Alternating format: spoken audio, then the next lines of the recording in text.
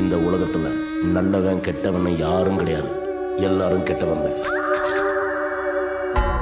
ஒரு மகிழ்ச்சியான செய்தி. இதயம் நலனையின் விலை லிட்டருக்கு ரூபாய் 105 குறைஞ்சிருக்கு.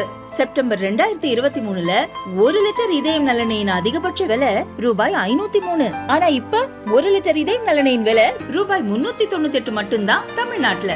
அப்ப இனிமே எல்லாரும் இதயம் நலனை வாங்கலாம் இல்ல? 2026 சட்டமன்ற தேர்தல் எங்களை பொறுத்தவரையில் இதயம் டாக்டர் புரட்சித் தலைவர் எம்ஜிஆர் அவர்களும் இந்த இயக்கத்தை நிறுவி மக்கள் இயக்கமாக உருமாற்றினார்கள்.